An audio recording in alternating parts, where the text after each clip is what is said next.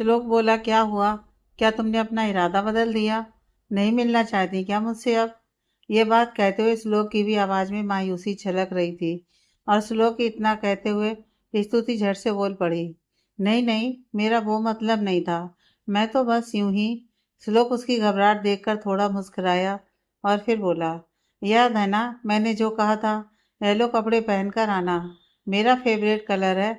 और मैं तुम्हें अपने फेवरेट कलर के कपड़ों में देखना चाहता हूँ, इसलिए प्लीज। उसके इतना कहते स्तुति ने फोन सिर्फ हाँ कहकर काट दिया और श्लोक ने फोन को पहले चूमा और फिर जोर से चिल्लाया, यस यस यस। और फिर तैयार होकर अपने कपबोर्ड की तरफ बढ़ा। खबर पक्की है ना? हाँ जी बॉस, खबर एकदम पक्की है। मतलब आज ही हमें अपने काम को अंजाम देना होगा। जी बॉस। तो ठीक है, फिर आज का वक्त देता हूँ तुम सबको। अगर जिंदा रहना है और मेरे पास नौकरी करनी है तो आज इस काम को पूरा किए बिना वापस मेरे सामने मत आना तुम में से कोई भी। नहीं तो नौकरी से पहले अपनी जान से जाओगे। और मैं सरकार की तरह तुम्हारी फैमिली को कोई मुआवजा भी नहीं दूंगा। एक शख्स सिगरेट का धुआं छोड़ते हुए अपनी कुर्सी पर बैठा हुआ बोल रहा था और बाकी सब उसके पीछे खड़े थे हाथ बांधे हुए। उनमें से एक बोला, जी बॉस, आज हम आपको निराश नहीं करेंगे। आज आपका काम हो जाएगा। आज उसकी जिंदगी का आखिरी दिन होने वाला है। ठीक है, जाओ फिर, और सफल होकर ही लौटना। जी बॉस। कहते हुए सब वहां से चले गए और वो फिर से सिगरेट पीने लगा। उधर स्तुति बैठी कुछ सोचे जा रही थी कि तभी बंदा ने आकर कहा, दीदू, एक मिनट, आपका फ़ोन देना, मेरे में नेटवर्क नहीं आ रहा है। स्तुति बोली, फ़ोन रूम में पड़ा है, जाकर ले ले। बंदा रूम में गई और फ़ोन लेकर आई और बोली, दीदू, आपने अपना फ़ोन चेक किया? नहीं तो क्यों, क्या हुआ है? स्तुति बोली तो बंदा ने उसे स्क्रीन दिखाते हुए बोली, ये देखिए जीजू की 20 मिस्ड कॉल है और आपने रिस्पॉन्स नहीं दिया किसी का भी। मोक्ष की मिस्ड कॉल सुनकर स्तुति हैरानी से फोन पकड़कर देखने लगी और वंदना बोली, पता है कल जीजू आपके लिए कितने परेशान थे। आपका हाल जानने के लिए ही फोन कर रहे होंगे। लेकिन आप तो कुछ तो ख्याल कर लिया करो दीदू उनका। स्तुति बोली, सॉरी बंधु, मेरा सच में ख्याल नहीं था।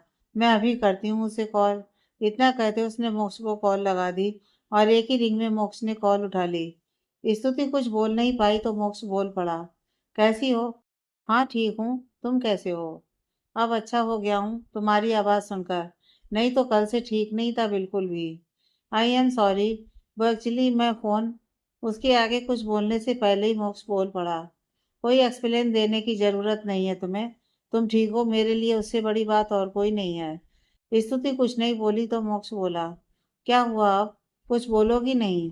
तुम इतने अच्छे क्यों हो? क्या? मोक्ष हैरानी से बोला तो स्तुति बोली, तुम्हें मुझ पर गुस्सा नहीं आ रहा कि तुम्हारी इतनी कॉल्स का मैं जवाब नहीं दे पाई? तुम इतने रिलैक्स क्यों हो? क्योंकि मैं जानता हूँ कि तुम कभी जानबूझकर ऐसा कुछ नहीं करोगी जिससे किसी को भी तकलीफ हो। समझी मेरी बुद्धू लोमड़ी? मैं बुद्धू नहीं हूँ। स्तुति मुंह बनाते हुए बोली तो मोक्ष मुस्कुराते हुए बोला, हो तुम। नहीं हूँ मैं। तुम हो। नहीं हूँ ना, कहा ना मैंने। मैं तुम्हें पीट डालूंगी, समझे? अच्छा, हाँ, ठीक है फिर पीट डालो, लेकिन मैं फिर भी कहूँगा कि तुम बुद्धि लोमड़ी हो। मोक्ष, क्या है? तुम ना बहुत बुरे हो। जानता हूँ, और कोई बात बताओ जो मुझे नहीं पता। स्तुति आराम से बोली, थैंक यू। अब ये किस लिए वाला? ज़्यादा भोले मत बनो। सब जानते हो किस लिए बोल रही हूँ मैं। तुम हमेशा ऐसे ही करते हो, जब भी मेरा मूड खराब होता है तो तुम मुझे बातों में उलझाकर मेरा मूड ठीक कर देते हो। आज भी वही कर रहे थे ना? लो, मैं तो पकड़ा गया। मोक्ष मस्ती करते हुए बोला तो स्तुति मुस्कुराते हुए बोली, तुम नहीं सुधरोगे ना? बिल्कुल नहीं, मोक्ष खन्ना कभी नहीं सुधरेगा। तुम ठीक हो ना? स्तुति ने पूछा तो मोक्ष बोला, हाँ मैं ठीक हूँ, लेकिन तुम अपना ख्याल रखो प्रॉपर। तुम भी। अच्छा, अब बातें कम करो और आराम करो जाकर। मुझे पता है कि तुम सुबह से काम पर लगी हुई हो, है ना? ऐसा कुछ नहीं है। तुम्हें किसने कहा ऐसा? मुझे किसी ने कहा हो या ना कहा हो, पर तुमसे जुड़ी हर चीज की खबर हो जाती है मुझे। वो तो होगी ही ना, एक खबरी जो है घर में, जो तुम्हारे लिए काम करता है। अब जो भी हो, बात यह है कि तुम अब आराम करोगी। बस अब कोई बहस नहीं, ठीक है? अपना ख्याल रखना। तुम भी। फिर कल आता हूँ मैं घर। आज एक मीटिंग है, नहीं तो आज ही आ जाता। कोई बात नहीं, आराम से काम करो, मैं यहीं हूँ। ठीक है, फिर bye, take care. You too. इतना कहते हुए दोनों ने फोन काट दिया और मोक्ष अपनी मीटिंग के लिए चला गया। स्तुति को एकदम से याद आया कि उसने तो श्लोक को भी मिलने को कहा है। वो तैयार होकर जल्दी से नीचे आई और सबके पूछने पर उसने कहा कि वो अपनी दोस्त के घर जा रही है, उससे मिलने, वो भी अकेले। घर में ये कहकर वो निकल गई अपनी स्कूटी लेकर। उधर श्लोक भी निकल गया गाड़ी लेकर, स्तुति से मिलने की एक्साइटमेंट लेकर। स्तुति श्लोक के बताए हुए एड्रेस पर पहुंच चुकी थी, लेकिन अभी तक श्लोक नहीं पहुंचा था, इसलिए वो वहीं एक जगह बैठकर उसका इंतजार करने लगी। श्लोक भी बस थोड़ी देर में वहां पहुंच गया और जैसे ही वो गाड़ी से निकला, स्तुति उसे देखकर खड़ी हो गई। आज श्लोक सच में बहुत हैंडसम लग रहा था। आज वो खुद को शायद कुछ ज्यादा ही निखार कर आया था। उसने वाइट कलर की शर्ट और ब्लू जीन्स और साथ में एक ब्लेजर पहना हुआ था और हाथ में घड़ी पहनी हुई थी। आंखों पर ब्लैक कलर के सेट्स, क्योंकि अभी थोड़ी धूप भी थी इसलिए। कुल मिलाकर एकदम कातिलाना लग रहा था हमारा श्लोक। वो स्तुति को देखकर मुस्कुराया। स्तुति ने सच में येलो कलर का अनारकली सूट पहना था और बाल खुले छोड़े थे। लिपस्टिक बिल्कुल लिप बाम की तरह हल्की सी लगाई थी। हाथों में थोड़ी सी चूड़ियां पहनी थी। श्लोक सब कुछ भूलने लगा था उसे दूर से ही देखकर। खैर वो अपने होश में आया और आगे बढ़ने लगा। वो अभी मुश्किल से 2-3 कदम ही आगे बढ़ा था कि तभी अचानक से किसी ने उसके सर पर किसी चीज से वार किया और इसी के साथ स्तुति की चीख निकल गई। स्तुति एकदम से घबरा गई। उसे कुछ समझ में नहीं आया कि अचानक से ये क्या हुआ। श्लोक ने दोनों हाथ अपने सर पर रख लिए दर्द के कारण, और जब हाथ को देखा तो वो खून से लथपथ हो गया, क्योंकि श्लोक के सर से खून बहने लगा था। उसने मुड़कर देखा तो 4-5 लोग हाथ में लोहे की रॉड्स लेकर खड़े थे और श्लोक की तरफ देखकर टेढ़ा मुस्कुरा रहे थे।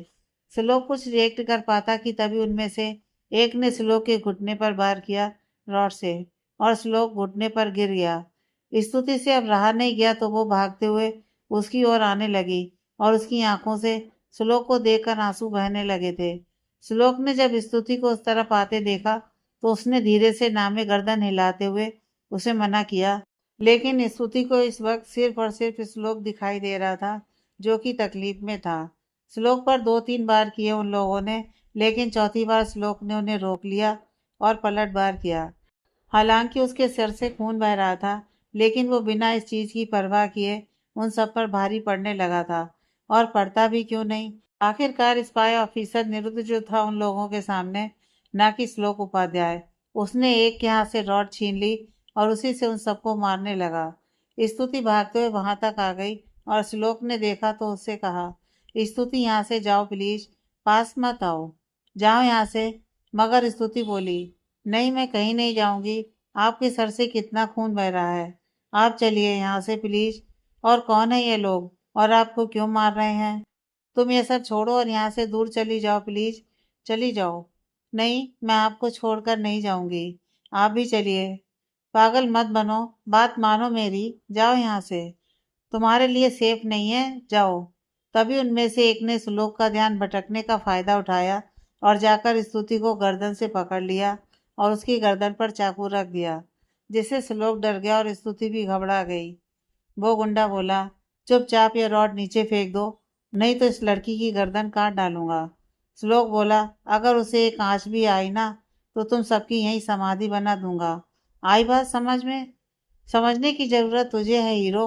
अगर इस लड़की की जान प्यारी है तो रॉड फेंक दे, अभी के अभी, नहीं तो।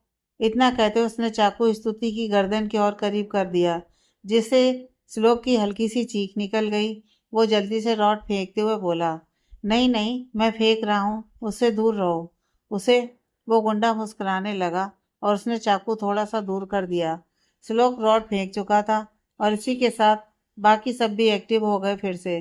जल्दी से उन्होंने अपनी अपनी रॉड उठा ली और बिना वक्त गंवाए पीछे से उस पर हमला करने लगे। उसके पैर पर मारकर उसे गिरा दिया और स्तुति जोर से चिल्लाई। वो गुंडा भी स्तुति को छोड़कर उस तरफ चल दिया, सबके साथ श्लोक की तरफ। श्लोक उन्हें 1 मिनट में ही सबक सिखा देता अगर वहां स्तुति मौजूद ना होती और उसकी सेफ्टी की बात ना होती। वो सब श्लोक को मारे जा रहे थे और श्लोक सिर्फ इसलिए मार खा रहा था कि स्तुति की तरफ किसी का ध्यान ना जाए। वो लोग अब बेरहमी से श्लोक को मारने लगे थे। रॉड के साथ साथ अब लात और घूंसे भी बरसाने लगे थे। श्लोक ने मार खाते खाते ही अपने फोन का कोई स्विच प्रेस कर दिया, जिससे उसकी लोकेशन ट्रेस होने लगती सीधे उसके स्पाई ऑफिस में, और उसी के साथ एक अलार्म बज जाता जिससे पता चलता कि कोई खतरे में है। वहीं अलार्म बजते ही सब लोग चौकन्ने हो गए और देखा तो लोकेशन स्क्रीन पर श्लोक की लोकेशन शो हो रही थी। वो जल्दी से वहां से निकल गए। उधर श्लोक को बचाने के लिए स्तुति श्लोक के सामने आकर खड़ी हो गई और उन लोगों से हाथ जोड़कर कहने लगी, प्लीज इन्हें छोड़ दीजिए ना, मत मारिए इन्हें। इन्होंने आपका क्या बिगाड़ा है जो आप इतनी बेरहमी से मार रहे हैं? प्लीज छोड़ दीजिए इन्हें, हाथ जोड़ती हूँ प्लीज। वो रोते हुए ये सब बोल रही थी, हाथ जोड़कर। वो ये सब श्लोक के लिए ही कर रही थी। वो ऐसे रिएक्ट कर रही थी जैसे उसकी कोई कीमती चीज उससे छीन रहा है, और वो उन्हें ऐसा ना करने के लिए कह रही थी। तभी उनमें से एक की नज़र स्तुति पर पड़ी तो वो टेढ़ा मुस्कुराने लगा। उसकी नीयत में जैसे खोट आ गई हो। वो आगे बढ़ा और स्तुति जहाँ बैठी थी उसके ठीक पीछे घुटने के बल बैठ गया और उसे घूर कर देखने लगा। उसने उसके बालों को हल्के से छुआ और फिर उसके कंधे पर हाथ रखा, जिससे स्तुति एकदम से सिहर गई और मुड़कर देखा तो उसकी नज़रें देखकर वो डर गई और थोड़ा पीछे हटने लगी। श्लोक को हल्की सी बेहोशी छाने लगी थी, जिससे उसे कुछ अच्छी तरह दिखाई नहीं दे रहा था, लेकिन स्तुति के रिएक्शन से उसे समझ आ गया था कि कुछ गड़बड़ तो है। वो गुंडा स्तुति से बोला, ठीक है जी, हम छोड़ देंगे इसे, लेकिन हमारी एक शर्त है। वो क्या है ना, हम कोई भी काम मुफ्त में नहीं करते। स्तुति कुछ नहीं बोली। उसने श्लोक के हाथ को कसकर पकड़ लिया, डर के मारे जिसका आवाज श्लोक को हो चुका था। वो गुंडा आगे बोला, तो शर्त यह है कि हम इसे छोड़ देंगे, लेकिन बदले में हमें आप चाहिए। उसकी बात सुनकर स्तुति का दिल डर के मारे जोरों से धड़कने लगा। इतना कहकर उसने स्तुति का हाथ पकड़ लिया और उसे उठा दिया।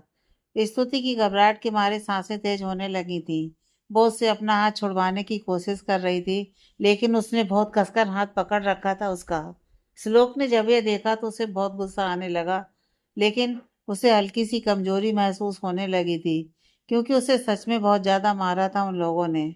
अगर श्लोक की जगह कोई और होता तो अब तक शायद दम तोड़ चुका होता इतनी मार पड़ने पर। लेकिन श्लोक अभी पूरी तरह से बेहोश नहीं हुआ था। उसने खुद को इतना मजबूत बना रखा था। इधर श्लोक के सब ऑफिसर जल्दी जल्दी गाड़ी चला रहे थे, क्योंकि उन्हें अंदेशा हो गया था कि कुछ गड़बड़ है। इसलिए वो जल्द से जल्द वहां पहुंचना चाहते थे। स्तुति को कुछ समझ में नहीं आ रहा था कि आखिर अब क्या होगा, क्योंकि श्लोक की हालत इस वक्त खराब थी। लेकिन वो गुंडा इसी बात का फायदा उठा रहा था। वो स्तुति को ऊपर से नीचे एकटक देखते हुए डेविल की तरह हंसते हुए बोला, वैसे चीज तो कमाल की हो तुम, मूड बनाने वाली एकदम। और देखो ना, तुम्हें देखकर मेरा मूड बन गया है एकदम चकाचक। मैं क्या सोच रहा था कि होटल वोटल तक जाने में तो देर लग जाएगी, तब तक मैं इंतजार नहीं कर सकता अब। इसलिए क्यों ना यहीं अपना कार्यक्रम कर लिया जाए। क्या कहते हो भाई लोग? वो अपने सभी साथियों की तरफ देखते हुए बोला, तो वो भी सब हंसने लगे और बोले, हाँ क्यों नहीं भाई, हम सब तैयार हैं, देर किस बात की अब। उनकी ये बातें श्लोक के कानों में पड़ रही थीं और साथ ही उसका खून भी खौल रहा था अपनी जान के लिए इतने भद्दे अपशब्दों को सुनकर। तभी वो गुंडा अपनी बेशर्मी की हद को पार करने लगा और स्तुति का दुपट्टा उसके गले से निकालकर हवा में फेंक दिया, जिससे स्तुति की घबराहट और बढ़ गई और वो खुद को छुड़वाने की कोशिश करने लगी। लेकिन अब बेकार, स्तुति का दुपट्टा सीधे श्लोक के ऊपर जा गिरा। श्लोक के अंदर जाने कैसे एक अनचाही शक्ति आ गई और उसने वो दुपट्टा पकड़ा और उसके शरीर में ताकत का एहसास हुआ उसे। और उसने सबसे पहले दुपट्टे को अपने होठों से लगाया और फिर उठ गया। उसकी तरफ किसी का ध्यान नहीं था, क्योंकि उनके हिसाब से वो कुछ नहीं कर सकता था। श्लोक ने उस तरफ देखा जहाँ स्तुति बिना दुपट्टे के खड़ी थी और वो बाकी सब बेशर्मों की तरह उसे निहार रहे थे। स्तुति की आंखों में आंसू थे। श्लोक ने दुपट्टे को अपने हाथ पर लपेटा और भागते हुए गया और उस गुंडे को पीछे से जाकर सीधे गर्दन से पकड़ लिया और दबोच दिया। उसकी पकड़ स्तुति पर से ढीली पड़ गई और स्तुति हैरानी से श्लोक की तरफ देखने लगी। उसे थोड़ा रिलैक्स भी फील हो रहा था उसे देखकर। उस गुंडे की आंखें बाहर आने लगी थीं दर्द के मारे, क्योंकि श्लोक ने उसे पकड़ा ही इतनी टाइटली था। श्लोक ने उसे अपनी तरफ घुमाया और एक पंच जोर से उसके चेहरे पर दे मारा, जिससे वो पीछे जाकर जमीन पर जोर से गिरा। श्लोक उसकी तरफ गया और उसे कॉलर से पकड़ा और फिर से खड़ा किया और बुरी तरह से उसे पीटने लगा। वो उसे मारते हुए बोला, क्या लगा था तुझे कि तू कुछ भी कर लेगा मेरी स्तुति के साथ, और मैं एक कोने में बेहोश अधमरा पड़ा रहूंगा? बहुत गलत सोचा था तूने। अरे उसके ऊपर तो किसी की गलत नज़र भी पड़ती है ना, तो सबसे पहले मुझे खबर होती है। और तूने तो हाथ लगाने की कोशिश की है, उसकी इज्जत पर हाथ डालने का सोचा भी कैसे तूने? अब तुझे जिंदगी भर अपनी इस सोच पर पछतावा होता रहेगा, क्योंकि मैं तेरा ऐसा हाल करूंगा कि तू हर पल मरेगा लेकिन सांसें चलती रहेंगी तेरी। मरना चाहेगा लेकिन जीना पड़ेगा तुझे। इतना कहकर उसने उसे दीवार से लगाकर उसका सर दीवार से मारना शुरू कर दिया। बाकी सब तो उसे यूं पिटता देखकर पतली गली से निकल गए। श्लोक ने उसे बहुत मारा और फिर वो अधमरा सा हो गया और जमीन पर गिर गया। लेकिन श्लोक उसे बख्शने वाला नहीं था। इतने में उसने एक पत्थर उठाया और उसके घुटने पर दे मारा, और फिर उसके हाथों पर भी, जिससे वो चिल्ला उठा तकलीफ के मारे। श्लोक बोला, अब तू ना चल पाएगा और ना ही कोई काम कर पाएगा। हर पल तुझे मेरी दी हुई सजा और अपनी की हुई गलती याद आएगी, और मेरी जान पर नजर डालने पर पछतावा होगा। यही है तेरी सजा। इतना कहकर उसने पत्थर फेंका और साथ ही उसकी हिम्मत भी जवाब दे गई और वो जमीन पर गिर गया। इतने में बस बॉलीवुड की फिल्मों के जैसे पुलिस पूरा सीन खत्म होने पर आती है, वैसे ही श्लोक की पलटन भी आ पहुंची। सब जल्दी से गाड़ी से निकले और देखा कि वो गुंडा बुरी हालत में जमीन पर पड़ा है। रोमियो बोला, लगता है बॉस ने इसे अपने गुस्से की आंच पर जी भरकर सेका है। तभी उसका ध्यान सामने श्लोक पर पड़ा, जो कि बेहोश था, और उसके पास में स्तुति बैठी रो रही थी और हेल्प हेल्प चिल्ला रही थी। वो श्लोक का सर गोद में लेकर बैठी थी और उसे उठाने की कोशिश कर रही थी। रोमियो बोला, वाह क्या सीन है, एकदम फिल्मों की तरह। हमारे बॉस हीरो और साथ में उनकी हीरोइन। बिना बोला shut up, Romeo be serious. इतना कहकर वो भागा और साथ में बाकी सब भी। मंदिर में आने जाने वाले लोग भी बस देखकर निकल रहे थे, लेकिन कोई मदद करने की हिम्मत नहीं कर पाया।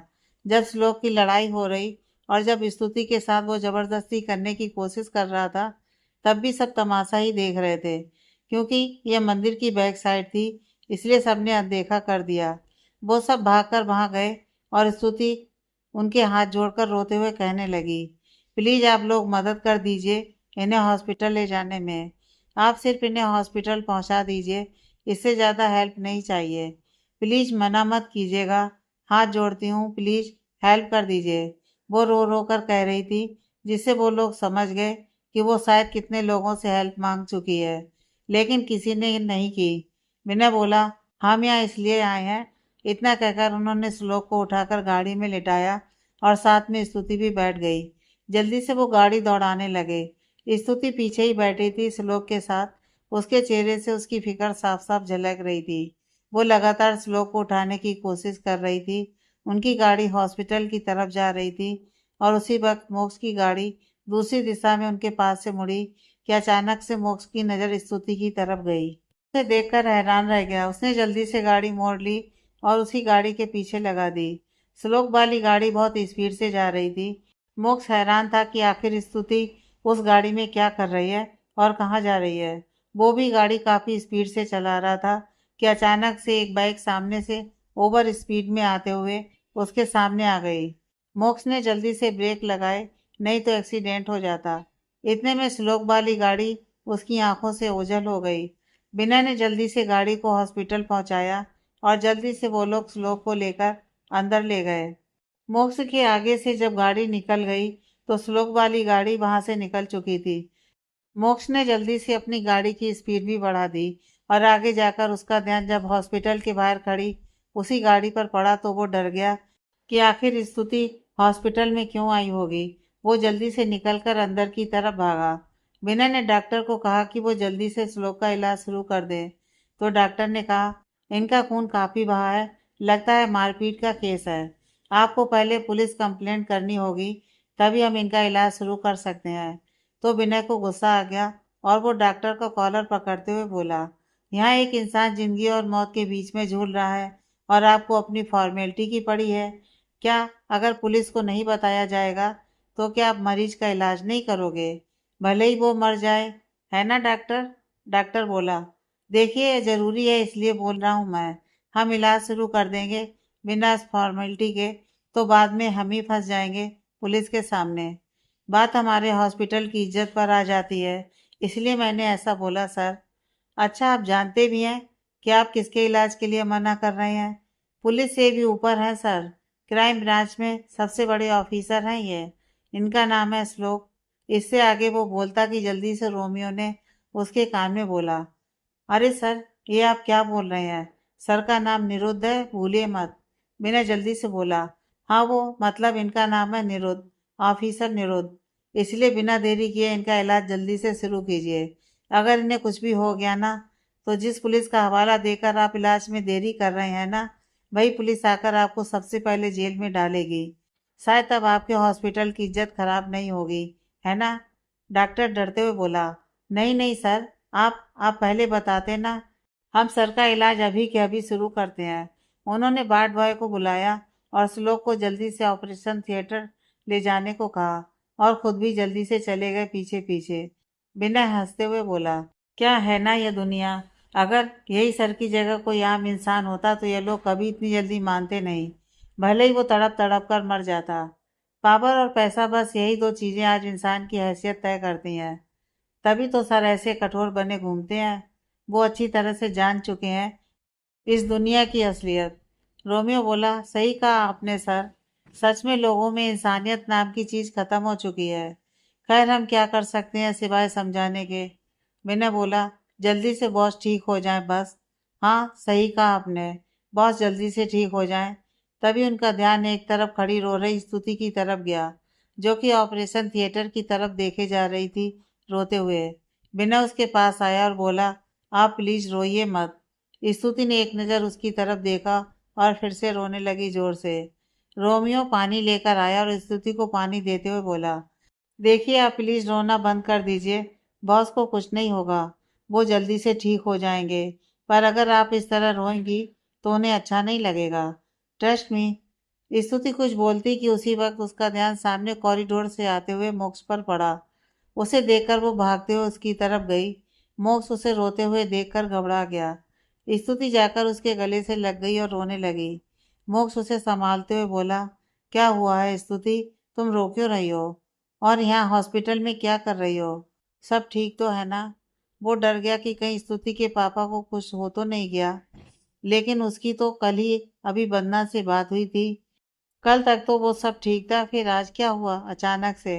वो बोला, स्तुति प्लीज पहले रोना बंद करो और मुझे बताओ कि क्या हुआ है, क्यों रो रही हो तुम? स्तुति सर उठाकर रोते हुए बोली, मोक्ष वो ठीक तो हो जाएंगे ना? उन्हें कुछ होगा तो नहीं ना? बताओ, ठीक हो जाएंगे ना वो? अगर उन्हें कुछ हो गया तो मैं जी नहीं पाऊंगी। उन्हें कुछ नहीं होना चाहिए। डॉक्टर से बोलो ना तुम कि वो जल्दी से ठीक कर दें उन्हें। प्लीज मोक्स बोलो ना कि ठीक कर दें उन्हें। मैं नहीं रह सकती उनके बिना। उन्हें कुछ हुआ तो मैं भी मर जाऊंगी। इतना कहकर वो फिर से रोते हुए उसके सीने से लग गई। मोक्स उसकी बातों को समझने की कोशिश कर रहा था कि आखिर स्तुति किसकी बात कर रही है, कौन है यहाँ पर। तभी विनय को डॉक्टर ने आकर कहा, देखिए हमें जल्दी से एबी ब्लड ग्रुप की ज़रूरत है। पेशेंट का खून काफ़ी बह चुका है और इस वक्त हमारे ब्लड बैंक में एबी ब्लड नहीं है, तो आपको अरेंज करना पड़ेगा। यह बात स्तुति ने सुनी और झट से डॉक्टर से बोली, डॉक्टर मेरा ब्लड ग्रुप एबी प्लस है, आप मेरा ब्लड ले लीजिए, लेकिन उन्हें जल्दी से ठीक कर दीजिए प्लीज़। देखिए हम पूरी कोशिश कर रहे हैं, आप चिंता मत कीजिए। हम देखते हैं, अगर ब्लड का अरेंजमेंट नहीं हुआ तो आपसे ले लेंगे। तभी पुलिस भी वहां आ गई और इंस्पेक्टर रोमियो से बोले, क्या हुआ है श्लोक सर को, ठीक तो है ना वो? श्लोक का नाम सुनते ही जैसे मोक्ष के दिमाग की घंटी बजी और साथ ही दूसरे पल सब कुछ सुन पड़ गया जैसे उसके अंदर। उसे समझ आ गया कि स्तुति अब तक किसके लिए रो रही थी। उसे लगा जैसे किसी ने उसके दिल और दिमाग पर हथौड़े से वार किया है। वो स्तुति की तरफ देखने लगा, जो अभी भी नम आंखों से ओटी की तरफ देख रही थी। मोक्ष एक कदम पीछे हटा और दीवार से लग गया। इस वक्त उसे कुछ सूझ नहीं रहा था कि क्या रिएक्ट करे। यकीन करना जैसे मुश्किल था उसके लिए ही है। स्तुति को कुछ ख्याल नहीं आया कि वो अभी क्या कर बैठी है। उसे सिर्फ श्लोक की चिंता हो रही थी फिलहाल, और मोज का भी दिमाग जैसे सुन पड़ गया हो। उसे यकीन नहीं हो रहा था कि अभी अभी स्तुति ने जो सब कहा वो सच है। लेकिन जब उसने स्तुति की तरफ देखा जो अभी भी रो रही थी, फिर से उसका दिल तार तार हो गया। आंखों से उसके टूटे दिल के टुकड़े आंसू के रूप में बाहर आने लगे। मोक्ष के लिए वहां खड़े होना मुश्किल होने लगा था। वो अपनी आंखों के सामने स्तुति को किसी और के लिए रोते नहीं देख सकता था, इसलिए वो वहां से निकल गया। जैसे जैसे वो कॉरिडोर से गुजर रहा था, धीमे कदमों से उसे ऐसा लग रहा था जैसे हर बढ़ते कदम के साथ स्तुति से वो दूर हो रहा है। किसी तरह से वो हॉस्पिटल से बाहर आया और अपनी गाड़ी की ओर बढ़ने लगा। स्तुति ने इधर उधर देखा तो मोक्ष वहां नहीं था। तभी उसे अचानक से रियलाइज हुआ कि अभी अभी यहाँ क्या हुआ था। उसने मोक्ष से क्या क्या कहा था, और वो याद आते ही उसने अपने मुंह पर हाथ रख लिया और आंखें बड़ी हो गईं उसकी सोच कर ही। वो जल्दी से बाहर की तरफ भागी। हॉस्पिटल के बाहर जाकर देखा तो मोक्ष धीरे धीरे अपनी कार की तरफ बढ़ता जा रहा था। स्तुति भी उसके पीछे भागी। मोक्ष गाड़ी में बैठ चुका था और गाड़ी स्टार्ट करने लगा कि तभी स्तुति भागते हुए आई और गाड़ी का दरवाजा खटखटाने लगी। मोक्ष का ध्यान उधर गया तो उसने विंडो का शीशा नीचे किया तो स्तुति रोते हुए बोली, मोक्ष मेरी बात सुनो, एक बार प्लीज। जो कुछ अभी हुआ वो मतलब आई कैन एक्सप्लेन। एक एक बार मेरी बात सुन लो प्लीज। मोक्ष आंखों के आंसुओं को छुपाने की कोशिश करते हुए बोला, you don't need to explain anything to me Stuti, क्योंकि सब एक्सप्लेन हो चुका है अच्छे से, और जितना जान चुका हूँ। एक ठंडी हवा भरते हुए, मुझे नहीं लगता कि उससे ज़्यादा मुझे कुछ भी जानने की ज़रूरत है, इसलिए मेरा यहाँ रुकने का कोई मतलब नहीं है। अब मैं चलता हूँ। इतना कहकर उसने जल्दी से गाड़ी स्टार्ट की और आगे बढ़ा दी, और स्तुति वहीं खड़ी रह गई। वो जोर जोर से रोने लगी। भले ही वो मोक्ष से प्यार नहीं करती थी, लेकिन मोक्ष की भी उसके दिल में एक ऐसी जगह थी जो वो किसी और को नहीं दे सकती थी।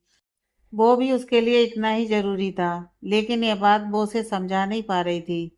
वो रोते हुए सड़क पर बैठ गई, और बहुत कुछ चल रहा था इस समय उसके दिमाग में। मोक्ष का इस तरह चले जाना, श्लोक की ऐसी हालत, आगे क्या होने वाला है, वो सोचकर उसका दिमाग सुन पड़ गया था। ऐसा लग रहा था कि जैसे वो धर्म संकट में फंस गई है। तभी विनय वहां आया और उसके सामने जमीन पर बैठ गया और स्तुति से बोला, मुझे नहीं पता कि आपकी लाइफ में क्या चल रहा है, लेकिन इतना कहना चाहता हूँ कि आपको जो भी फैसला लेना है सोच समझ कर लीजिएगा। उसकी बात पर स्तुति ने उसकी तरफ देखा तो वो आगे बोला, और एक बात जो आपके लिए जानना बहुत ज़रूरी है, और वो ये कि श्लोक सर आपसे सच में बहुत प्यार करते हैं। इतना जितना शायद कभी किसी ने किसी से नहीं किया होगा। आप उनके लिए जीने की एकमात्र वजह बन चुकी हैं, और अब भी जब वो ठीक होंगे ना, तो सबसे पहले आपको ही ढूंढेंगे। स्तुति खामोशी से उसकी बातें सुन रही थी। बिना बोला, अभी डॉक्टर ने कहा है कि वो खतरे से बाहर हैं, लेकिन होश आने में 4-5 घंटे लगेंगे। तो मैं आपसे रिक्वेस्ट करना चाहता हूँ कि तब तक आप रुक सकती हो। स्तुति ने धीरे से हाँ में गर्दन हिलाई तो विनय ने उसे थैंक्स बोला और उठते हुए बोला, अब आप यहाँ से उठ जाइए और अंदर आ जाइए प्लीज। अगर सर को बाद में पता चला कि हमारे होते हुए आपको इतनी तकलीफ हुई थी तो हमें छोड़ेंगे नहीं। स्तुति वहां से उठ गई और विनय के साथ अंदर चली गई। वहीं मोक्ष गाड़ी चलाते हुए अपने दिल के तूफान को समेटने की नाकाम कोशिश कर रहा था। आंखों में आंसू और दिल में एक दर्द की आग, जिसमें इस वक्त शायद पूरी दुनिया को जलाने की ताकत थी। वो स्तुति और अपनी अब तक की हुई मुलाकातों के साथ बिताया हुआ वक्त याद करने लगा, और तभी उसके दिमाग में श्लोक की कही हुई बात याद आने लगी, जिसमें उसने कहा था कि स्तुति ने कभी तुमसे प्यार नहीं किया। और ये याद आते ही उसकी तकलीफ और बढ़ गई। ऊपर से स्तुति के कहे हुए वो सब, जिसमें उसका श्लोक के लिए प्यार और परवाह साफ साफ झलक रही थी, उसके लिए खुद को समझाना नामुमकिन सा होने लगा था। इसलिए उसने गाड़ी को साइड में रोका, और जहाँ उसकी गाड़ी रुकी थी वहीं सामने एक बार था। उसने उसकी तरफ देखकर खुद से कहा, जिस मंजिल की तलाश में हम निकले थे इन गुमनाम रास्तों पर, वो तो मिली नहीं, पर उन्हीं रास्तों ने हमें बर्बादी की मंजिल तक पहुंचा दिया। इतना कहकर वो नीचे उतरा और बाहर की तरफ चल दिया। अंदर जाकर वो एक कॉर्नर में बैठ गया और बार टेंडर से ड्रिंक डालने को कहा। उसने ड्रिंक डाली और मोक्ष एक ही सांस में उसे पी गया। एक और ड्रिंक बनवाई और ऐसे ही करते हुए 2 बोतलें पी गया। बार टेंडर उसे मना कर रहा था तो वो उसे गुस्से से घूरने लगा और ड्रिंक बनाने के लिए कहे जा रहा था। बार टेंडर ने कहा कि शराब खत्म हो गई है तो मोक्ष ने उसे अपनी जेब से नोट की गड्डी निकाल कर दी और वहां से चला गया। हालांकि उसे चला नहीं जा रहा था, लेकिन खुद को कैसे भी करके वो संभालते हुए चल रहा था। वहां सब उसे हैरानी से देख रहे थे, क्योंकि उसके कपड़ों से वो उन लोगों से बहुत अलग लग रहा था। एक लड़की ने आकर उसे थामने के लिए हाथ बढ़ाया और मोक्ष ने उसका हाथ झटक दिया और आगे बढ़ गया। गाड़ी में आकर बैठा और म्यूजिक प्लेयर ऑन किया तो गाना भी वो लगा, जिससे उसका दर्द कम होने की बजाय और बढ़ गया। तू सफ़र मेरा है, तू ही मेरी मंजिल, तेरे बिना गुजारा ये दिल है मुश्किल, तू मेरा खुदा, तू ही दुआ में शामिल, तेरे बिना गुजारा ये दिल है मुश्किल। मोक्ष ने गाड़ी को स्टार्ट किया और फुल स्पीड में चला दी। मोक्ष आज वो वाला मोक्ष लग ही नहीं रहा था, जो कि एकदम शांत स्वभाव का मालिक था। आज उसके अंदर जो हो रहा था उसकी वजह से वो खुद पर कंट्रोल नहीं कर पा रहा था। उसने गाड़ी फुल स्पीड में चलानी शुरू कर दी। बिना इधर उधर देखे वो बस गाड़ी भगाए जा रहा था। साथ में आंखों में अपने बिखरे ख्वाबों के टुकड़े, जो कि अब चुभ रहे थे उसकी आंखों में, लिए वो बस गाड़ी भगाए जा रहा था। इधर स्तुति की हालत भी बहुत खराब थी। इस वक्त क्या करे क्या ना करे उसे कुछ समझ में नहीं आ रहा था। उसे मोक्ष के लिए बहुत बुरा लग रहा था। वो विनय के साथ अंदर आ गई और बैठ गई। तभी उसका फ़ोन बजने लगा। फ़ोन बन्ना का था। स्तुति ने उठाया लेकिन कुछ बोली नहीं, तो बन्ना आगे बोली, हेलो दीदू, कहाँ हो यार आप? शाम से कितनी बार कॉल किया आपको, लेकिन आप उठा ही नहीं रही थी। मम्मी पापा कितने परेशान थे आपके लिए। फ्रेंड से मिलने गए हो या उसके साथ रहने? कम से कम बता तो देना चाहिए था ना अपना प्लान। वो बिना ब्रेक के बोले जा रही थी, लेकिन स्तुति की कुछ बोलने की हिम्मत नहीं हो रही थी, बल्कि उसे रोना आने लगा था। तो उसने अपने मुंह पर हाथ रख लिया। तभी विनय ने आकर स्तुति के हाथ से फ़ोन लिया और बोला, आज आपकी दीदी यहीं रहेंगी, मेरी बहन यानी अपनी दोस्त के पास। एक लड़के की आवाज़ सुनकर बन्ना हैरान हुई और बोली, आप कौन है? मेरी दीदू को फ़ोन दीजिए। विनय बोला, वो दीदी अपनी दोस्त यानी मेरी बहन के साथ टाइम स्पेंड कर रही हैं। आखिर दोनों कितने दिनों बाद मिली हैं, तो मेरी बहन चाहती है कि वो आज रात यहीं उनके पास रुक जाए। और मैं आपकी दीदी की दोस्त का भाई बोल रहा हूँ। आज वो घर नहीं आएंगी, ठीक है? विनय ने एकदम से सब बोल डाला कि बन्ना को कुछ बोलने का मौका ही नहीं मिल रहा था। आज पहली बार बन्ना की बोलती किसी के सामने बंद हुई थी। वो बस लास्ट में इतना ही बोल पाई कि ठीक है, दीदू से कहिएगा कि अपना ध्यान रखें। इतना कहकर उसने कॉल कट कर दिया और इधर बिना स्तुति से बोला, अगर मैंने कुछ गलत किया हो तो मुझे माफ़ कर दीजिए, लेकिन मुझे उस समय जो ठीक लगा वही किया मैंने। मुझे लगता है कि आपको अभी यहीं रुकना चाहिए, श्लोक सर को होश आने तक। इसलिए मुझे यही ठीक लगा, क्योंकि मैंने आपकी बहन की आवाज़ सुन ली थी। आपके फ़ोन का वॉल्यूम काफ़ी तेज़ था, इसलिए। बाकी अगर मेरी कोई बात बुरी लगी हो तो हाथ जोड़कर आपसे माफ़ी चाहूँगा। स्तुति बोली, कोई बात नहीं, आपने जो किया सही किया। वैसे भी मैं अभी घर जा भी नहीं पाती। विनय ने भी हाँ में सिर हिलाया और तभी डॉक्टर बाहर आए और बोले, हमें ब्लड मिल गया है। स्तुति जल्दी से उठी और हाथ जोड़कर डॉक्टर से बोली, हाथ जोड़ते हैं हम आपके सामने, प्लीज़ उन्हें बचा लीजिए, उनकी ज़िंदगी बहुत ज़रूरी है हमारे लिए। डॉक्टर बोले, आप बिल्कुल चिंता मत कीजिए, हमारी ओर से कोई कमी नहीं रहेगी, बाकी आपकी प्रार्थना। इतना कहकर डॉक्टर चले गए और स्तुति फिर से बैठ गई।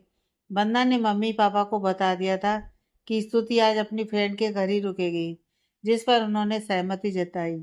बन्ना के कानों में बार बार विनय की आवाज़ गूंज रही थी और पता नहीं क्यों आवाज़ महसूस होते ही उसके होंठ पर मुस्कान आ जाती। वो खुद समझ नहीं पा रही थी कि ऐसा क्यों है। इधर मोक्ष पूरा दिन अपने दुख के साथ बिताकर आखिर शाम को घर आ पहुंचा। वो सीधे अपने रूम की तरफ चल पड़ा लड़खड़ाते हुए, क्योंकि उसने शराब आज हद से ज़्यादा पी रखी थी। उसे लगा कि वो चुपचाप रूम में आ गया है, लेकिन ऐसा नहीं था। असल में उसकी मॉम ने उसे जाते देख लिया था और वो बहुत हैरान हुई थी उसकी ऐसी हालत देखकर। वो उसके पीछे जाने लगी थी, लेकिन उसके डैड ने आकर उन्हें रोक दिया, ये कहकर कि अभी मत जाओ, अभी जाने से कुछ पता नहीं चलेगा कि क्या हुआ है आखिर।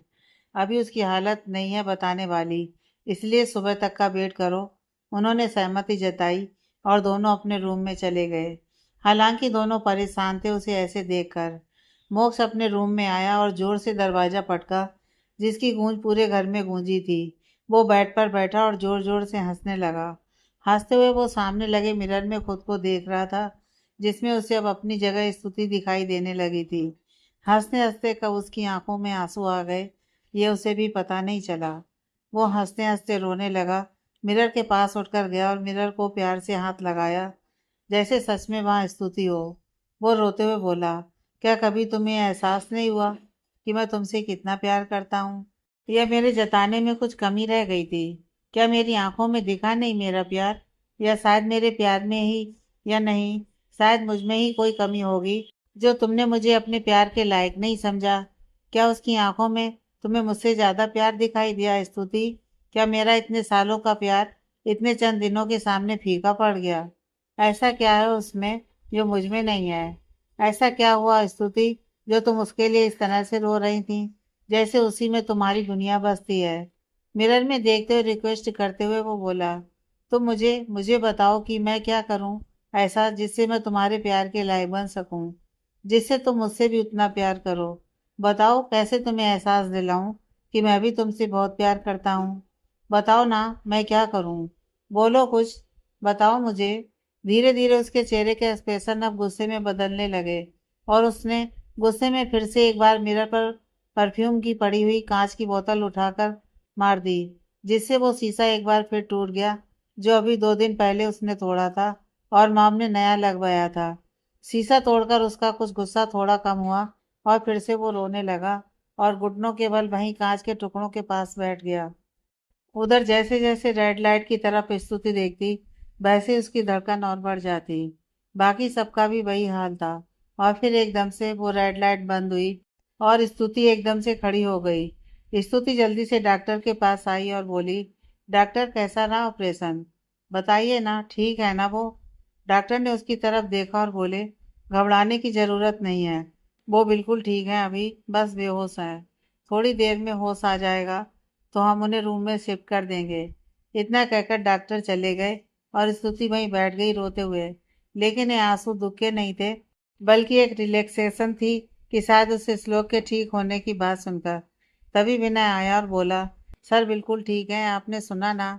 स्तुति ने हाँ में सिर हिलाया और बोली, हाँ सुना मैंने, तभी तो खुश हूँ। लेकिन आप रो क्यों रही हैं फिर? इसे रोना नहीं, खुशी के आंसू कहते हैं। आप खुश हैं सर के ठीक होने से? मतलब खुशी के आंसू तभी आते हैं जब हमारा कोई बहुत करीबी दुख से बाहर आता है। तो क्या सर आपके लिए इतने खास हैं? विनय ने इस बार साफ साफ पूछ लिया था। तो स्तुति चेयर से उठी और ऑपरेशन थिएटर की तरफ देखते हुए बोली, पता नहीं कि क्या है, लेकिन इतना जानती हूँ कि अगर आज इन्हें कुछ हो जाता तो शायद मैं भी मर जाती। विनय मुस्कुराया और अपने मन में बोला, आप नहीं जानती, लेकिन मैं जान चुका हूँ कि आप श्लोक सर से प्यार करती हैं, तभी उनकी इतनी फिक्र हो रही है आपको। लेकिन अभी आप ये बात एक्सेप्ट नहीं कर पा रही हैं। खैर जो भी हो, आज नहीं तो कल आप ये एक्सेप्ट कर ही लेंगी। लेकिन सच में सर बहुत लकी हैं कि आप भी उनसे प्यार करती हैं। और जिस दिन आपको उनके प्यार की गहराई का एहसास होगा ना, ट्रस्ट मी, आप उनसे और भी ज़्यादा प्यार करने लगेंगी। इतना सोचते हुए वो कॉरिडोर की तरफ चल दिया और स्तुति वहीं बैठी रही। थोड़ी देर बाद श्लोक को रूम में शिफ्ट कर दिया गया, लेकिन अभी उसे होश नहीं आया था, इसलिए कोई उससे मिलने नहीं जा सकता था। उधर मोक्ष की आंखों में इतना नशा होने के बावजूद भी नींद नहीं आ रही थी। वो अपने रूम में कभी इधर उधर टहलने लगता तो कभी बिस्तर पर लेट जाता, लेकिन बार बार उसके कानों में स्तुति के वो शब्द गूंजे जा रहे थे जिनमें उसने श्लोक के लिए अपने प्यार का इजहार जाने अनजाने में कर दिया था। और जब उसे ये याद आता तभी उसका गुस्सा और बढ़ जाता। वो रूम की किसी न किसी चीज़ पर अपना वो गुस्सा निकाल देता। रात के 3 बजे श्लोक को होश आया और आंखों को खोलते ही सबसे पहले उसने जो नाम लिया था वो स्तुति का था। तभी विनय बाहर गया और स्तुति को बुलाया, जो कि भगवान की प्रतिमा के सामने हाथ जोड़कर खड़ी थी। श्लोक के होश आने की खबर सुनते ही वो जल्दी से उसके साथ चल दी। बिना उसे अंदर भेजकर खुद दवाइयाँ लाने का बहाना बनाकर चला गया और बाकी सब भी बाहर ही थे। रोमियो खाने को लगा पड़ा था और बाकी सब भी कोई ना कोई काम में लगे पड़े थे। स्तुति धीमे कदमों से अंदर गई। श्लोक की आंखें बंद थीं। उसे लगा वो आराम कर रहा है, इसलिए वो वापस जाने को हुई। तभी श्लोक की आवाज आई, बिना मिले जा रही हो जान। यह सुनते ही स्तुति के कदम जम गए और धड़कन मेट्रो की तरह चलने लगी। बदन ठंडा पड़ गया। शायद ये प्यार का इफेक्ट होता है कि जब वो खास शख्स आपको पुकारता है तो आपका शरीर भी आपके हिसाब से रिएक्ट नहीं करता, वो आपका साथ ही छोड़ देता है। वैसा ही स्तुति के साथ हुआ। वो वहीं रुक गई तो श्लोक आगे बोला, बोलो ना जान, बिना मिले क्यों जा रही थी? आओ ना मेरे पास। स्तुति हिम्मत जुटाकर मुड़ी और श्लोक की तरफ देखा, जो कि पहले ही उसको निहार रहा था। उसने उसे आंखों से पास आने का इशारा किया तो स्तुति चली आई और आकर उसके बेड के पास खड़ी हो गई। श्लोक ने बैठने को कहा तो वो पास पड़े स्टूल पर बैठ गई। श्लोक मुस्कुराते हुए बोला, अब मेरा हाल तो पूछ लो जान।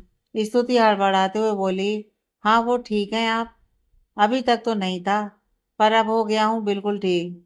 उसने इंटेंसली स्तुति की तरफ देखकर कहा तो उसकी आंखों की प्यार की गर्मी स्तुति के चेहरे तक पहुंच ही गई, जिससे वो अपना चेहरा उठा नहीं पाई। तो श्लोक बोला, हम तो पहले ही कायल हैं जी आपकी अदाओं के, यूं नजर झुका कर के हमें और दीवाना मत बनाइए।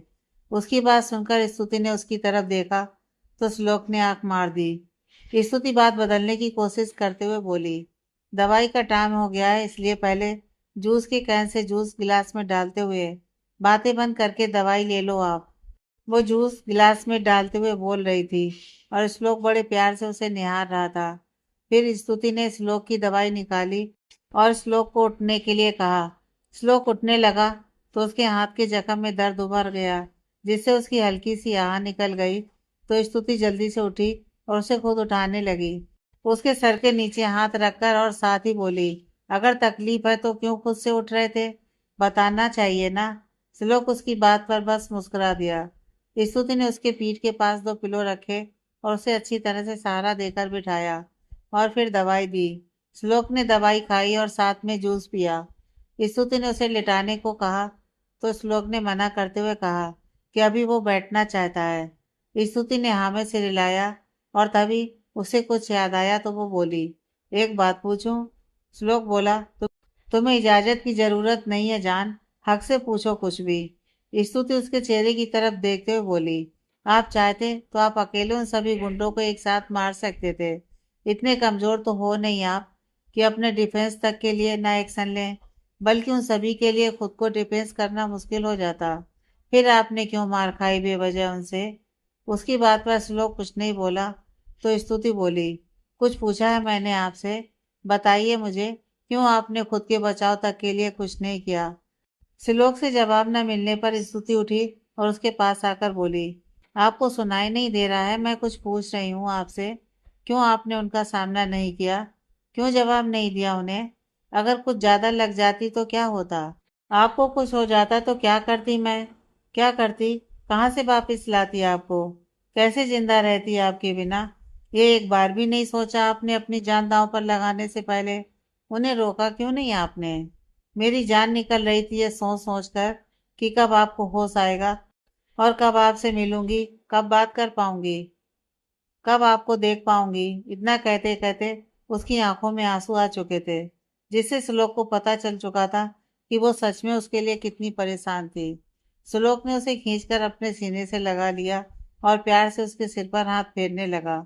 श्लोक ने स्तुति को अपने सीने से लगाया और उसे शांत करने की कोशिश करने लगा। वो बोला, शांत हो जाओ जान, देखो मैं बिल्कुल ठीक हूँ, कुछ नहीं हुआ है मुझे। तुम यूं ही परेशान हो रही हो, और वैसे भी तुम्हारा प्यार जब मेरे साथ है, मुझे कुछ हो भी नहीं सकता। यह बात सुनते ही स्तुति जड़ से उससे अलग हुई और एक कदम पीछे हट गई और उससे नजर चुराने लगी। श्लोक बोला, क्या हुआ जान? स्तुति इधर उधर देखते हुए बोली, वो कुछ नहीं, वो मुझे बस घर जाना है। श्लोक बोला, अभी भी इस बात से इनकार करोगी जान कि तुम भी मुझसे प्यार करती हो, कि तुम्हें भी मुझसे इश्क है? हाँ। स्तुति कुछ बोली नहीं तो श्लोक आगे बोला, ठीक है, फिर तो शायद मेरा मर जाना ही ज्यादा बेहतर होगा, क्योंकि तुम्हारे बिना जीने से अच्छा तो मैं मौत को गले लगा लूं। इतना कहते हुए वो अपने हाथ में लगी हुई ड्रिप को उतारने लगा या कहें सीधी खींचने लगा, तो स्तुति ने झट से आकर उसका हाथ पकड़ लिया और गुस्से से बोली, दिमाग खराब हो गया है क्या आपका? ये क्या बच्चों वाली हरकतें कर रहे हैं आप? पागल मत बनिए, छोड़िए इसे। उसने श्लोक का हाथ पीछे कर दिया था ड्रिप से और रोते हुए बोली, क्यों ऐसा कर रहे हैं आप? क्यों मेरे लिए मुश्किलें बढ़ा रहे हैं आप? पहले ही सब कुछ बहुत उलझ चुका है और मत उलझाइए। आपको कुछ हो गया तो मैं भी मर जाऊंगी। उसके चेहरे को हाथ में लेकर बोली, हाँ सच ही है, करती हूँ मैं आपसे प्यार, बहुत प्यार करती हूँ आपसे। नहीं जी सकती आपके बिना। आपको जब होश नहीं आ रहा था तो मेरी भी सांसें थम गई थी। उस समय लगा था जीने की कोई वजह नहीं बची है, और बस यही सोच रही थी कि अगर आपको कुछ हो गया तो क्या करूंगी मैं। आपसे दूर भागते भागते कब आपकी ही तरफ बढ़ गई, पता नहीं चला मुझे। आपसे नफरत करने की कोशिश करते करते कब आपसे प्यार कर बैठी, पता नहीं चला। खुद को रोक नहीं पाई मैं। हाँ, मुझे हो गया है आपसे प्यार, क्या करूं मैं। खुद के जज्बातों को संभाल नहीं पाई मैं, और सब कुछ बिखर गया। इतना कहकर वो जोर जोर से रो दी, तो श्लोक से रहा नहीं गया और उसने उसे खींचकर फिर से अपने सीने से लगा लिया, और इस बार कसकर लगाया, जैसे वो उसे छोड़ेगा तो उसे हमेशा के लिए दूर हो जाएगी, जो वो नहीं होने देना चाहता था। स्तुति का रोना थम नहीं रहा था तो श्लोक भी भावुक हो गया और भारी आवाज में बोला, प्लीज जान शांत हो जाओ, मैं तुम्हें ऐसे नहीं देख सकता। और कुछ नहीं बिखरा है, ट्रस्ट मी, मैं हूं ना, सब ठीक कर दूंगा। बस तुम्हारा एजाज ही मेरे लिए काफी है। अब मैं पूरी दुनिया से भी लड़ सकता हूँ। तुम बस शांत हो जाओ, सब ठीक हो जाएगा। कुछ ठीक नहीं होगा, अब सब बिखर चुका है मेरी वजह से। मैं खुद पर काबू नहीं रख पाई और अब मैं सबकी गुनहगार बन जाऊंगी। सबका दिल दुख जाएगा मेरी वजह से। क्या करूं मैं। स्तुति श्लोक से अलग होते हुए बोली, तो श्लोक ने उसके चेहरे को हाथों में थामा और उसे शांत होने को कहा। लेकिन स्तुति के मन में शायद होने वाली बातों की सीनरी चल रही थी। वो आगे बोली, अब कुछ ठीक नहीं होगा। मैंने मोक्ष का भी दिल दुखा दिया, अब वो भी मुझे कभी माफ नहीं करेगा। और अगर मम्मी पापा को पता चल गया तो वो कितने हर्ट होंगे। श्लोक के बार बार कहने पर भी वो शांत नहीं हो रही थी, इसलिए उसने उसके सर से अपना सर जोड़ लिया और आंखें बंद कर ली और धीमे से बोला, चुप, मुझ पर भरोसा है ना जान। स्तुति ने वैसे ही बंद आंखों से रोते हुए धीरे से हाँ में सिर हिलाया, तो श्लोक ने उसके चेहरे को थामकर प्यार से उसके माथे पर किस किया। स्तुति की आंखों से आंसुओं की गति और भी तेज हो गई। श्लोक ने उसके आंसू पोंछे और बोला, कुछ बुरा नहीं होगा, मैं कुछ बुरा होने ही नहीं दूंगा तुम्हारे साथ।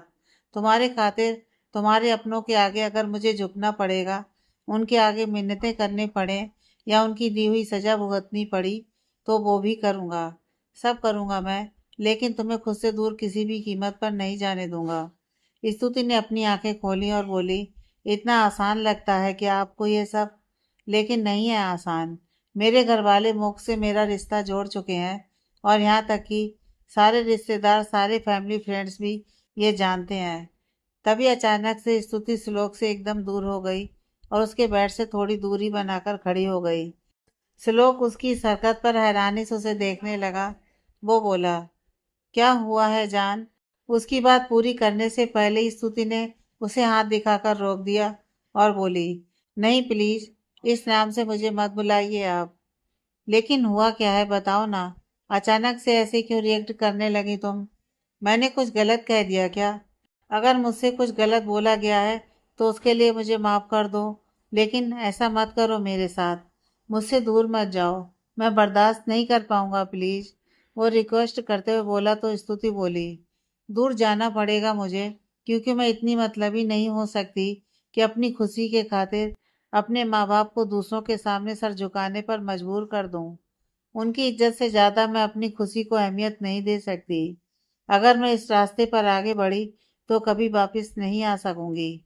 आपके साथ अगर और टाइम स्पेंड किया ना, तो आपसे दूर नहीं जा पाऊंगी, और आपके पास रहने का हक नहीं है मेरा। जानती हूँ तकलीफ होगी आपको, लेकिन अभी शायद कम होगी। लेकिन कल को जब सब कुछ उलझ जाएगा तो संभालना और भी मुश्किल हो जाएगा। फिर शायद मैं भी आपसे दूर ना जा सकूं। लेकिन हमारा साथ इस जन्म में शायद नहीं लिखा है, इसलिए आज आखिरी बार आपसे मिल रही हूँ। आज के बाद मैं आपके सामने नहीं आऊँगी, लेकिन फिर भी आप अपना ख्याल रखना और खुश रहना हमेशा। श्लोक की जान उसकी ये बात सुनकर जैसे सुन्न पड़ गई हो। श्लोक को अपने कानों पर यकीन नहीं हो रहा था कि यह सब सच में स्तुति कह रही है उसे। वो ये भी जानता था कि स्तुति ये सब अपने मन से नहीं कह रही है, लेकिन फिर भी आपका खुद का प्यार आपको खुद से दूर जाने को बोले तो कैसा महसूस होता है, वो इस वक्त सिर्फ श्लोक ही समझ सकता था। छलनी हो रहा था उसका दिल स्तुति के हर शब्द के साथ। उसे लग रहा था कि जैसे कोई उसका दिल निकाल कर निचोड़ रहा है, जैसे उसकी सांसें कोई रोक रहा है। खुद को संभालना मुश्किल हो रहा था। हालांकि स्तुति को भी कोई खुशी नहीं हो रही थी, लेकिन उसकी मजबूरी उससे ये सब करवा रही थी। वो बोली, भूल जाइएगा कि आपकी लाइफ में कोई स्तुति नाम की लड़की आई थी। भूल जाइएगा कि हम कभी मिले भी थे। इन सब चीज़ों को एक बुरा सपना समझकर भूल जाना और अपना ख्याल रखना। इतना कहकर वो खुद को संयत करने की कोशिश करते हुए मुड़कर जाने लगी, तो श्लोक की आवाज़ ने उसे रोक दिया। वो बोला, रुको, अपनी बात कह ली, अब मेरी भी तो सुनती जाओ जान। जान शब्द पर उसने प्यार और दर्द भरा जोर लगाते हुए कहा, तो स्तुति के कदम वहीं रुक गए। वो मुड़ी और श्लोक की तरफ देखा, जिसकी आंखें इस वक्त आंसुओं से और तकलीफ से भरी पड़ी थी। उसकी हिम्मत नहीं हो रही थी उसे इस तरह से तकलीफ देने की, लेकिन उसे खुद से दूर करने के लिए उसे ये करना जरूरी लग रहा था। श्लोक बोला, पास आकर सुनो मेरी बात। स्तुति 2 कदम आगे आई तो श्लोक बोला, तुम मुझे ये कह रही हो कि मैं ये भूल जाऊं कि तुम कभी मुझसे मिली थी, या तुम इनडायरेक्टली ये कहना चाहती हो कि मैं ये भूल जाऊं कि मैं सांसें लेता हूँ, या ये भूल जाऊं कि मेरे सीने में भी एक दिल धड़कता है जिसकी हर धड़कन तुम्हारे नाम से चलने लगी है, या तुम ये कह रही हो कि मैं ये भूल जाऊं कि मैं एक जीता जागता इंसान हूँ, क्योंकि तुम्हें भूलने के बाद तो मैं एक जिंदा लाश के अलावा कुछ नहीं होऊंगा। अगर मारना ही चाहती हो तो एक काम करो ना, अभी के अभी मेरी ये एनजीओ उतार कर फेंक दो अपने हाथों से, या फिर कोई इंजेक्शन लगा दो। कम से कम इतना सुकून तो रहेगा ना कि तुम्हारे हाथों से मरा हूँ, क्योंकि तुमसे दूर रहकर वैसे भी हर पल की दर्दनाक मौत से बेहतर है कि एक ही बार में सांसें थम जाए मेरी। उसकी बातें सुनकर स्तुति का दिल भी रो रहा था। उसे अब बर्दाश्त नहीं हो रहा था। वो भागते उसके पास गई और उसे कसकर गले से लगा लिया और रोने लगी। वो रोते हुए बोली, प्लीज ऐसा मत कहिए, प्लीज कुछ नहीं हो सकता आपको। अगर आपको कुछ हुआ तो मैं भी मर जाऊंगी। उसकी बात सुनते ही श्लोक ने उसे अपनी बाहों में कस लिया और बोला, जान हो मेरी, लेकिन हर पल जान निकालने वाली बातें ही करती हो। जानती हो ना मेरी कमजोरी हो तुम। मैं दुनिया से तुम्हारे लिए लड़ सकता हूँ, लेकिन तुमसे नहीं लड़ सकता जान। तुम्हारे आगे हमेशा हार जाता हूँ। तुम नहीं मिली ना मुझे, तो याद रखना, ये दीवाना तुम्हारे सामने दम तोड़ेगा अपना, वो भी तुम्हारी बाहों में। स्तुति बोली, शट आप, अभी क्या बोला मैंने, समझ नहीं आया। आपको कुछ नहीं होगा, कभी ऐसी नौबत नहीं आए। श्लोक ने अपनी आंखें बंद कर ली और महसूस करने लगा अपनी मोहब्बत को अपनी बाहों में। लेकिन शायद वो ये नहीं जानते थे कि ये शायद उनकी आखिरी मुलाकात न बन जाए। क्या पता कब क्या हो जाए, क्या पता कब कौन सा नया पहरा लगने वाला हो उनके प्यार पर। वो लोग इस बात से अनजान थे। श्लोक ने अलग होकर स्तुति के चेहरे को अपने हाथों में थाम लिया और बोला, आज के बाद अगर मुझसे दूर जाने की बात करनी हो ना, तो सबसे पहले मेरे लिए मौत का इंतजाम कर लेना, क्योंकि यह बात सुनने के बाद मेरे जिंदा रहने का कोई मतलब नहीं होगा। स्तुति बोली, आप समझने की कोशिश कीजिए ना, मेरे लिए भी आसान नहीं है ये। लेकिन उसकी बात पूरी होने से पहले श्लोक ने उसके मुंह पर हाथ रख दिया। श्लोक बोला, मुझ पे भरोसा करके तो देखो जान, सब ठीक कर दूंगा तुम्हारे लिए। तुम्हारी कसम, हर किसी से लड़ लूंगा, हर हालात से लड़ लूंगा, लेकिन तुम्हें खुद से दूर जाने नहीं दूंगा। प्लीज जान। स्तुति ने रोते हुए उसकी बात में हामी भरी और श्लोक ने उसे फिर से सीने से लगा लिया। थोड़ी देर बाद स्तुति श्लोक को घर जाने का बोलकर और बाद में आने का बोलकर चली गई। श्लोक बहुत खुश था आज, क्योंकि आज उसे अपनी मोहब्बत से भी इजाज़त मिल गई थी उसे चाहने की। लेकिन कौन जाने कौन सी खुशी कितनी देर की मेहमान हो। खैर, अभी तो वो दोनों बस खुश थे। वहीं स्तुति भी सुबह होते ही घर आ गई और नहा धोकर अपने रूम में आराम करने लगी। उसकी मम्मी वंदना से बोली, ये अपनी सहेली के घर सोई नहीं थी क्या रात को? वंदना बोली, मम्मा आपको पता है ना, जब बचपन की सहेलियां मिलती हैं तो नींद कहाँ आती है उन्हें, बस बातें ही खत्म नहीं होती हैं। हाँ वो तो ठीक है, लेकिन इतनी जल्दी क्यों आ गई? थोड़ी देर बाद भी तो आ सकती थी ना। हाँ पर उन्हें लगा होगा कि बताकर नहीं आई है, इसलिए आ गई जल्दी। हाँ चल अब जल्दी से तड़का लगा तू आलू की सब्जी को, फिर पूरी गरम ही बनाऊंगी मैं, उसकी मम्मी ने सामान उठाते हुए कहा। तो बंदा भी उनके साथ किचन की ओर चल दी। वहीं दूसरी तरफ मोक्ष अभी तक अपने रूम से बाहर नहीं आया था। उसके मॉम डैड थक चुके थे दरवाजा खटखटा कर, लेकिन नहीं खोला उसने दरवाजा। अब उन्हें टेंशन होने लगी थी। उसके डैड ने मॉम से कहा, मैं अब दरवाजा तोड़ रहा हूँ, अब और नहीं वेट कर सकता मैं, कहीं मोक्ष को कुछ हो गया तो। इतना कहते हुए वो दरवाजा तोड़ने के लिए आगे बढ़े ही थे कि दरवाजा खुल गया। मोक्ष अपने रूम से बाहर आया तो दोनों उसे देखकर हैरान हुए। मोक्ष तैयार होकर बाहर आया था ऑफिस जाने के लिए। वो मुस्कुराते हुए बोला, मॉम डैड आप लोग मेरे रूम के बाहर क्या कर रहे हैं इस समय? उसकी मॉम कुछ बोलने को हुई कि मोक्ष बोल पड़ा, मॉम जल्दी से नाश्ता लगा दो, मुझे लेट हो जाएगा ऑफिस के लिए। वो दोनों उसकी बात सुनकर हैरानी से एक दूसरे की तरफ देखने लगे। मोक्ष अपनी घड़ी ठीक करते हुए बोला, क्या हुआ है, आप दोनों इस तरह से क्यों रिएक्ट कर रहे हैं? मॉम प्लीज़ मैं लेट हो जाऊंगा, आज बहुत ज़रूरी मीटिंग है ऑफिस में, और फिर इसके बाद मैं स्तुति से मिलने भी जाने वाला हूँ। कितने दिन हो गए उससे मिले हुए। इतना कहकर वो मुस्कुराते हुए सीढ़ियाँ उतर गया और जाकर डाइनिंग टेबल पर बैठ गया। मोक्ष के डैड बोले, ये क्या हो गया इसे, कैसी बातें कर रहा है? कह रहा है स्तुति से मिला नहीं कितने दिन हो गए, जबकि कल ही उससे मिला है ये, और आज ऑफिस में कोई मीटिंग भी नहीं है। मॉम ने हामी भरी और रूम का दरवाजा खोलकर अंदर नजर मारी तो हैरानी से आंखें बड़ी हो गईं रूम की हालत देखकर। पूरा रूम बिखरा पड़ा था, पूरे फर्श पर कांच बिखरा पड़ा था, हर तरफ फ्लावर पॉट के टुकड़े पड़े थे, फोटो फ्रेम भी टूटे पड़े थे। ऐसा लग रहा था कि जैसे मोक्ष के रूम में सुनामी आई थी। दोनों को घबराहट होने लगी है देखकर। मोक्ष के डैड बोले, कुछ तो बात है, मुझे पता करना होगा। इतना कहकर वो मोक्ष के पास चले गए।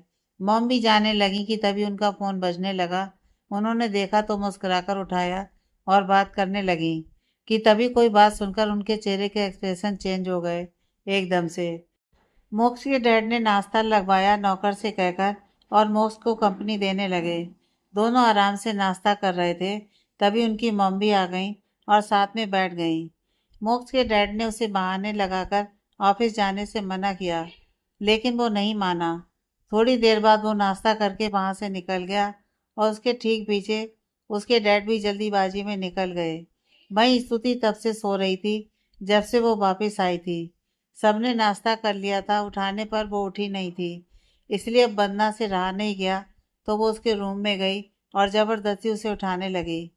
स्तुति इरिटेट होकर उठकर बैठ गई तो वंदना बोली, क्या है दीदू, जब से आई हो तब से सोई हुई हो, अब उठ जाओ, बस करो। स्तुति अधखुली आंखों से बोली, क्यों क्या हुआ है बंधु? क्या हुआ का क्या मतलब है? टाइम देखो 2 बजने को आए हैं और आप बिस्तर से चिपकी पड़ी हो। अब बस हुआ, चलो नीचे चलते हैं। आपको पता है अभी मोक्ष जीजू का फोन आया था मुझे, वो आपसे मिलने आने वाले हैं अपनी मीटिंग खत्म करने के बाद।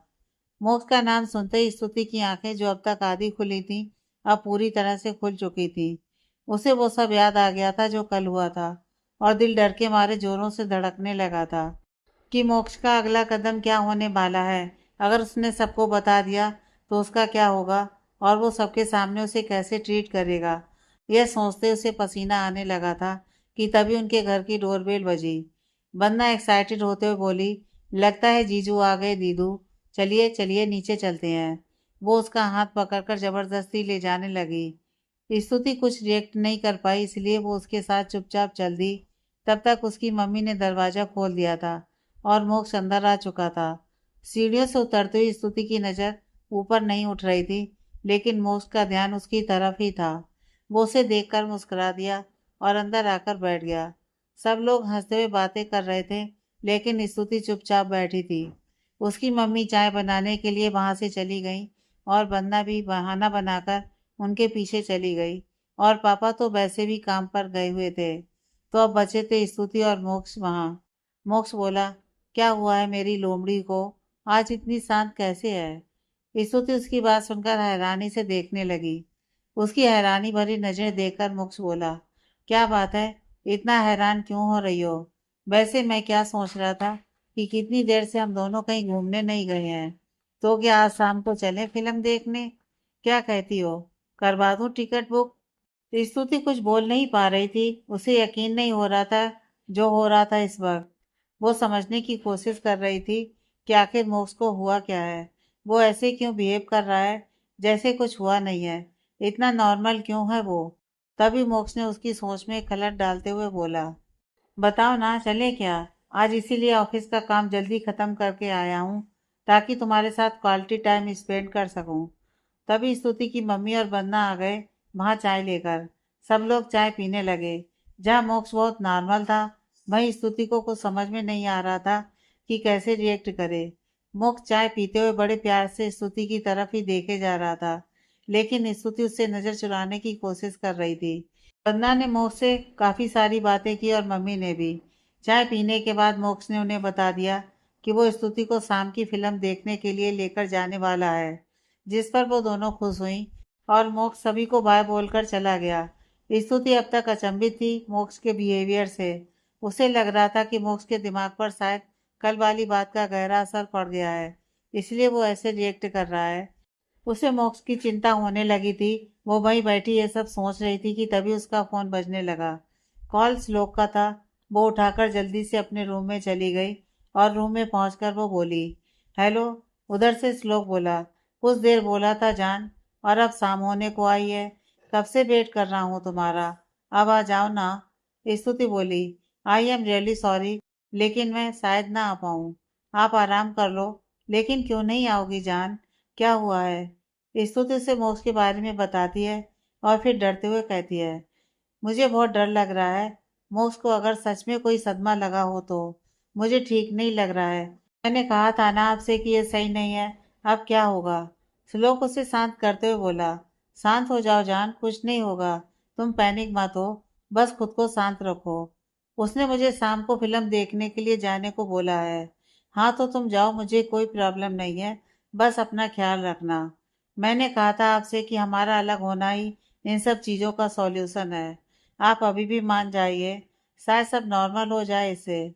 स्तुति बोल ही रही थी कि तभी अचानक से दूसरी तरफ से फोन कट गया, लेकिन उससे पहले कुछ गिरने की आवाज़ आई जिससे वो घबरा गई। आगे की कहानी नेक्स्ट पार्ट में है।